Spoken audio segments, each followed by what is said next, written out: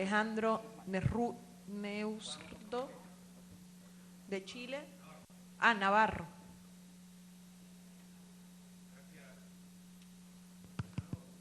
¿Aló? Ahí sí. Gracias, compañeros. Un saludo a Alejandro Navarro, senador del MAS, del Movimiento Amplio Social, vicepresidente del Senado de Chile. Un placer, una alegría inmensa estar en la República Bolivariana de Venezuela y señalar, por cierto, aquí reunía las izquierdas del mundo, el tema económico, el tema ambiental, pero también el tema político. Tenía 14 años cuando se dio el golpe de Estado contra Allende. Viví el bombardeo de la moneda desde el techo de mi casa.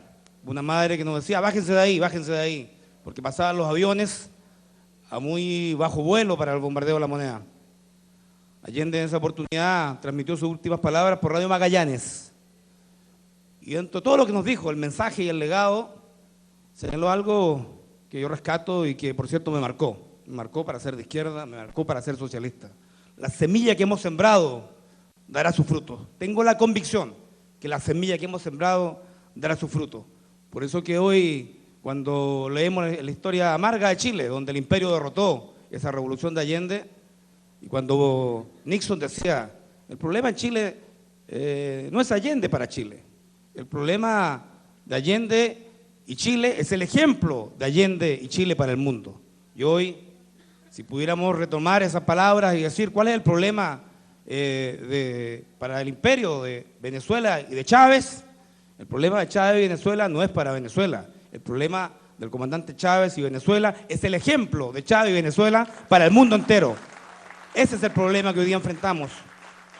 Es por eso que cuando discutimos estos temas, los tiempos han cambiado. Son otros tipos de golpes, el imperialismo y el capitalismo se moderniza, se actualiza.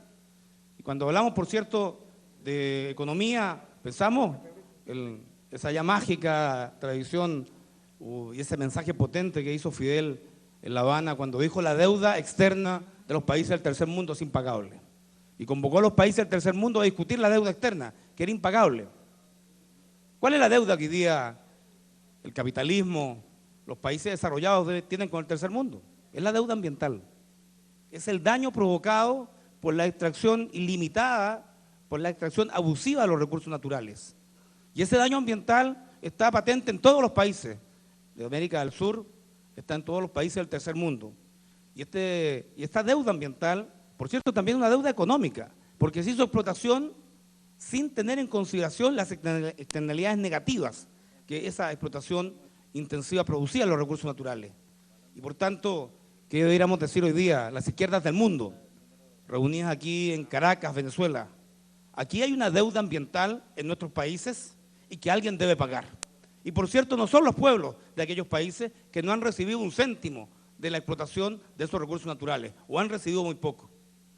Y creo que el concepto de la deuda ambiental con los países pobres, la deuda ambiental que los países desarrollados y particularmente el imperio, los Estados Unidos y también en Europa tienen con América Latina, tiene que traducirse en una evaluación económica, una evaluación social de aquí el daño producido y traducirle en una política del pago de esa deuda. Así como Fidel dijo, la deuda externa que los países del tercer mundo tienen con los países capitalistas es impagable, nosotros deberíamos afirmar que la deuda ambiental que los países capitalistas esta vez tienen con los países del tercer mundo, los países en vías de desarrollo, tienen que pagarla. Y eso significa que los parlamentos de América Latina y del mundo tienen que hacer evaluaciones. Los bancos centrales tienen que tener política de evaluación de los recursos naturales para saber cuánto perdemos y cuánto ganamos. Porque cada vez que se extrae un recurso natural, por cierto, hay una utilidad y una ganancia y depende de cada legislación, de cada constitución. En algunos casos, por cierto, como en Argentina, y saludamos a la presidenta Cristina Kirchner con su decisión de nacionalizar el petróleo argentino, una decisión valiente que tomó en un momento muy delicado para la economía interna de Argentina. Digo esto entonces, que nuestra reflexión debería tener incorporado el pago de la deuda ambiental con nuestros países, y quiero pedirle a los compañeros y compatriotas de Venezuela que nos ayuden a saber en qué va el Banco del Sur. Cuando esa iniciativa se plasmó en Argentina Y ahí estaba Lula, Kirchner, ahí estaba Correa, ahí estaban muchos países, no estaba Chile. Echamos de menos nuestro país, esa es una deuda y una tarea que tenemos pendiente. ¿En qué está el Banco del Sur? ¿Cuál es la alianza económica de los países de América Latina y particularmente esta iniciativa del comandante Chávez que se desarrolla con el apoyo también de Brasil, de Lula, y se constituye en Argentina? Allí se dijo que entrábamos en una nueva era, en donde, por ejemplo, los fondos de pensiones, y este es un tema económico también, en Chile, llegan a los 200 mil millones de dólares, administrados por el sector privado, sin ninguna participación de los propietarios del capital, que son los trabajadores. 200 mil millones de dólares que convierten a las AFP, las asociaciones de fondos de pensiones, en verdaderos poderes fácticos, con ese tremendo capital que luego prestan a la economía interna a tasas, por cierto, muy superiores a los intereses que le pagan por la administración a los trabajadores.